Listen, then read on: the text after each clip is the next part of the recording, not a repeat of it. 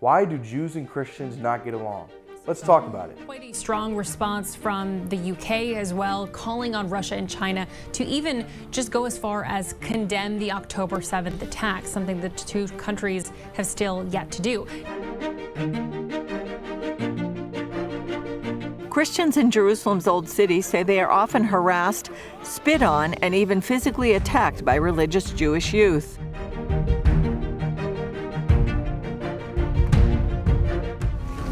The fallout continues for Ye, formerly known as Kanye West, whose recent anti-Semitic comments have caused public outrage. There's kind of a disconnect between Judaism and Christianity, and I don't think it's talked about a lot. I grew up as a Messianic Jew, meaning I believed that Jesus is the Messiah, but I had Jewish practices like Passover and Hanukkah and all those types of things. I never fully understood that there was such a disconnect between Jews and Christians. Well, first off, not all Jews and not all Christians don't get along, okay? Yeah. Some Jews and some Christians get along perfectly fine. Conversely, some non-Jews hate Jews. It's called anti-Semitism. There's a notion that Christians only want to convert Jews. Yeah. There's not a genuine love for the Jewish people. There's not a genuine love for Israel. Some Jews view it as a subterfuge. They're suggesting they love the Jewish people because they're a target-rich environment. Yeah. And there's probably some circumstances where those things are real. I'm not suggesting that is the norm. I personally have had wonderful experiences. As a Jewish man, I have had remarkably wonderful experiences with Christian people who have a true, deep, undying, devoted love for the Jewish people. Similarly, a genuine love for Israel. The best friends that Israel has, in most cases, are true Christians. I think for me, it's kind of like a bit confusing because I see or I hear different things, and I've heard you talk about it before, and I've edited programs where you're talking about it, where the Christianity has kind of separated itself from Judaism and basically kind of hides or just doesn't talk about the fact that, as you've said before, Christianity is a Jewish religion, and it kind of doesn't, to me, when it comes to things like Passover, it doesn't make a lot of sense to me, and it's kind of confusing because we read about Jesus celebrating Passover, we see the different disciples celebrating Passover. I mean, the Last Supper was his last Passover Seder, but oftentimes when people talk about the Last Supper, they don't talk about the fact that it's a Passover Seder. So, I mean, what's the reason for that? How did it come to that point? Well, the church, historic Christianity, was thoroughly Jewish. The first 15 popes they were the first 15 bishops of the Church of Jerusalem. They were all Jews.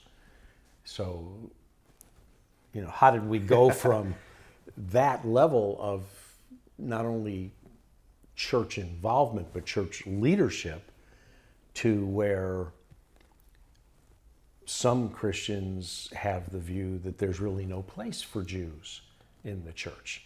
Again, it's not a universal condition. It's just some Christians have a very mistaken view of Jews, Judaism, and the Jewish connections that exist between ancient Judaism, biblical Judaism, and the nascent Christianity, the beginnings of the church. It was a thoroughly Jewish church. In fact, when reading in the book of Acts, when the first non-Jews came into the church, I mean, it was like, uh-oh, there goes the rent district. Yeah, I mean, I've actually been reading in Romans where Paul is constantly talking about, I mean, it kind of really spoke to me where he's calling the Jews out for saying, well, you think you know the law and you're telling the Gentiles you're so much better than them because you know the law, but that makes you even worse because you're the one not following it and you're leading them into it. And it kind of made me think of the church today, not only because as Christians, I feel like oftentimes we know what's right, yet we choose to judge others for what they're doing that's wrong rather than changing ourselves, but also because we're kind of doing the same thing with the Jewish community. And I've seen a lot and I've heard a lot of Christians that kind of cut the Jews out, or they kind of assume that, oh, they're way wrong and I have no idea why they're this or why they're that, when in reality, maybe they're so scared because we made them so scared. Or Well, let me give you a suggestion as an example. If you want to, speak to your Jewish friends, don't invite them to a crusade. Okay, the crusades didn't work out well for my people, for our people. Okay, an evangelistic event is fine, but the concept of a crusade doesn't sit well with Jewish people, because the church went around and killed a lot of our people. I'm laughing, it's not funny. it's not funny. Okay? Christians have mistakenly been taught at different times, not universally, but in sufficient numbers throughout history, that there's no place for the Jews in the church. In fact, there's a popular heresy that is believed by many Christians, and it's not a new heresy, it's an ancient heresy, that the church replaced the Jews. The promises of God are now for the church, they're not for the Jews. It's called replacement theology. It is a heretical belief system that suggests that God doesn't love the Jews anymore. The Jews did all these horrible things, and they did. We did a lot of horrible things. It doesn't mean God doesn't love us. God judged us, hence the Israelites in slavery. The Babylonian exile was a result of our behavior.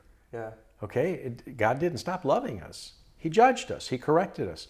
Since the Babylonian exile, we really haven't had such a big problem with idolatry. It was a lesson learned pretty well. So sometimes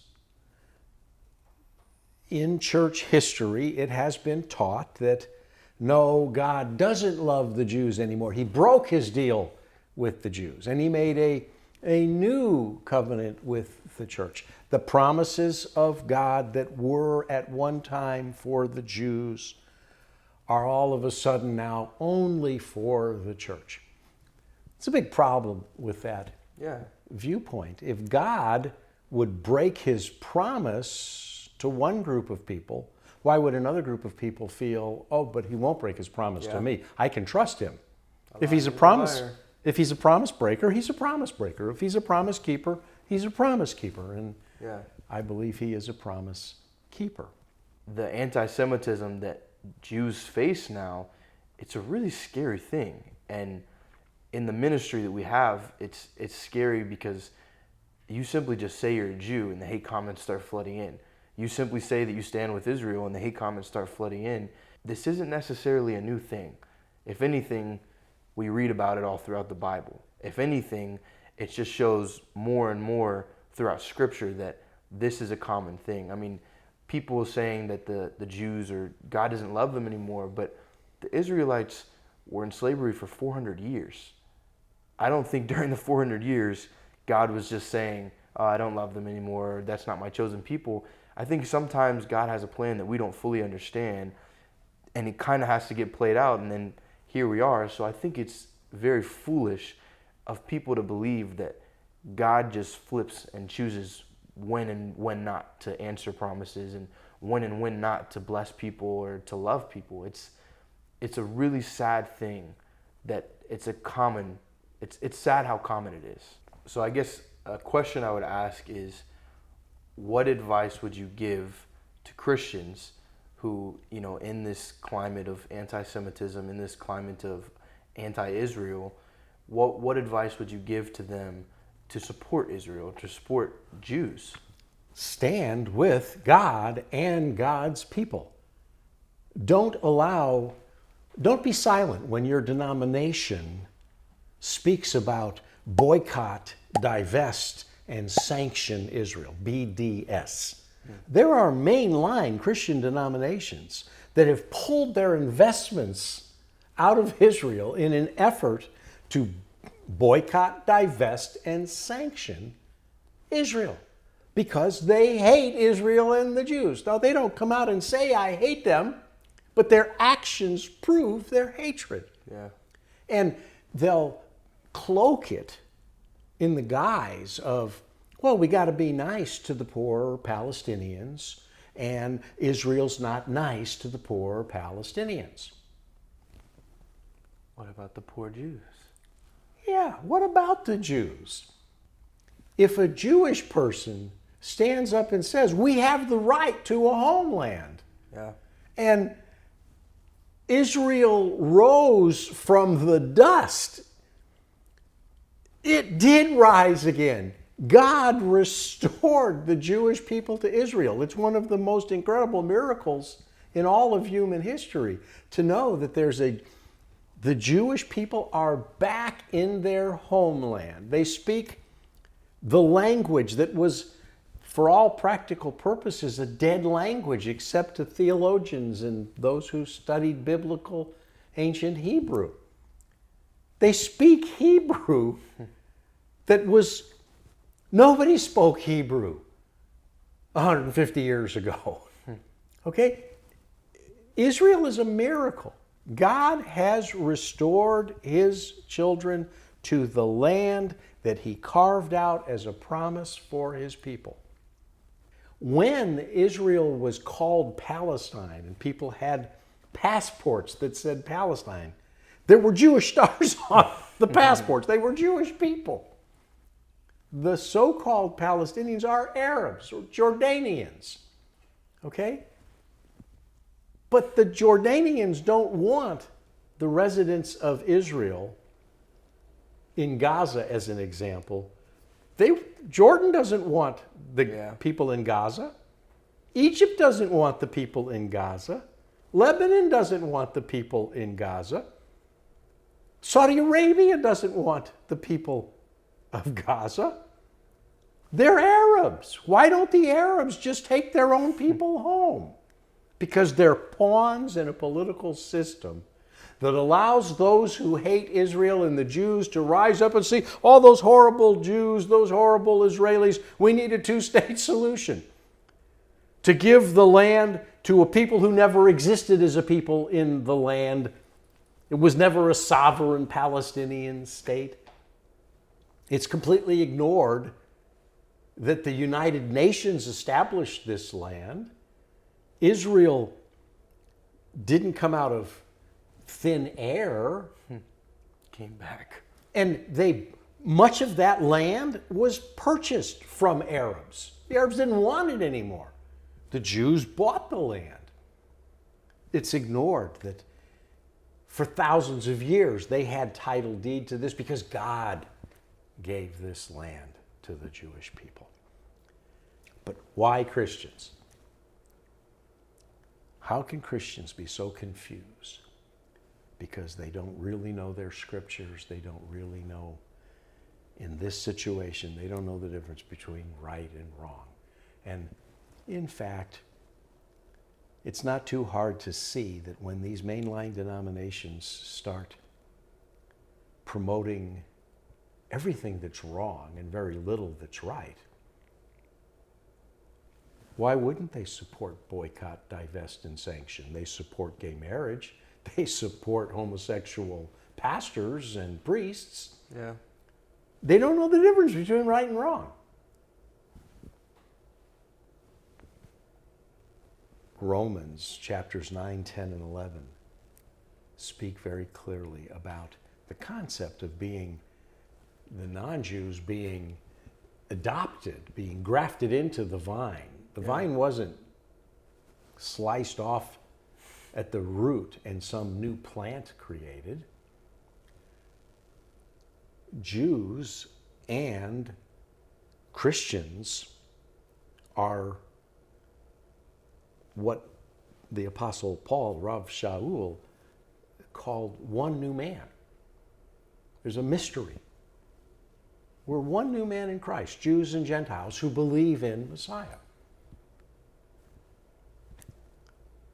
Do Jews have it all right? And are Jews always appropriate in how they do things in Israel? No.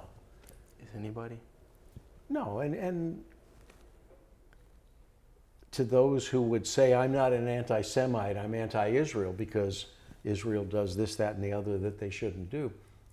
Okay, I would agree there are things that Israel does they shouldn't do. God would agree that Israel does things it shouldn't do. It doesn't change God's love for Israel and the Jewish people.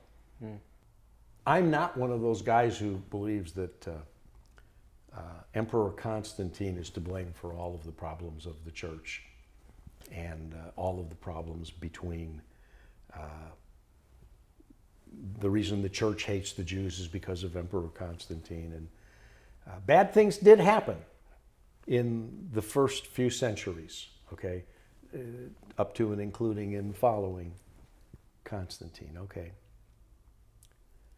And it was during this time that Passover got lost to the church.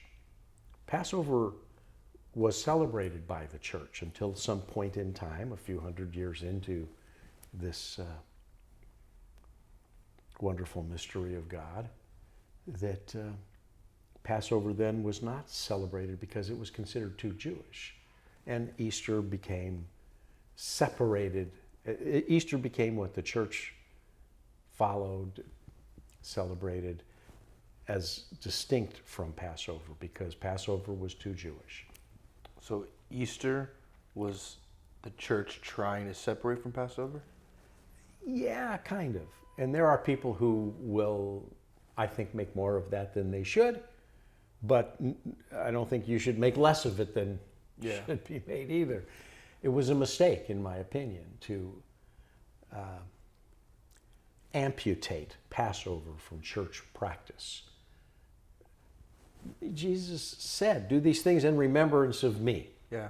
The whole communion experience is one of remembering the body and blood of Christ through the symbols of the broken bread and the wine. Okay? That broken bread was matzah, unleavened bread. That's what Jesus was sharing with the disciples at his Passover Seder. So when you, obviously you're my grandfather, I know this, so what would be the reason in celebrating both? Jesus rose from the grave on what is called Easter Sunday. But the operative word there, it was the first day of the week. Okay? He was crucified, he died, he was buried, and he rose from the grave. This is the Christian view of the most important event of human history. It's the fulcrum of Christianity. Similarly, Passover is the fulcrum of Judaism. We have much more in common than, it shouldn't be forgotten or ignored how much Jews and Christians have in common. Sadly, both Jews and Christians have either ignored or simply have never been taught that it was one and the same thing, and that's a tragic loss of a historical reality that would make it a whole lot easier for Jews and Christians to see eye to eye and to be, to play nice together. Yeah. It's a sad fact that our similarities have been ignored. And the split of Passover and Easter is part of it. And it does go back to the early centuries of the church. But that doesn't mean we have to stay there. Yeah. I have spent my life, my adult life, I have spent trying to build bridges, bring understanding to Jews and Christians about some of our similarities, so that we are more prone to play nice together?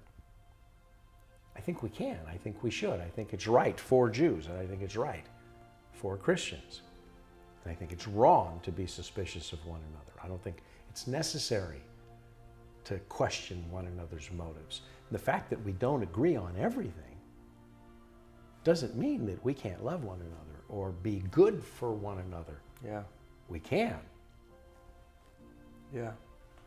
I couldn't agree more.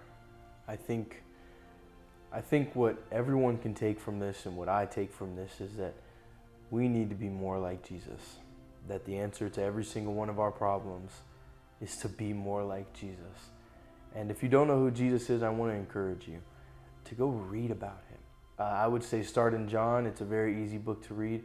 Read about the life of Jesus. And if you don't understand why people have this opinion of Jesus and why they devote their lives to him, I promise you, the scriptures are alive and they will speak to you. And you can read through this man's life that he was the best thing that ever happened to us, and he's the best thing to ever come back to save us. So I want to encourage you. Subscribe to our channel. If you want to check us out on other social medias, it's at CrossTalk TV. And I hope you guys have a great day. And by the way, Jesus is Lord.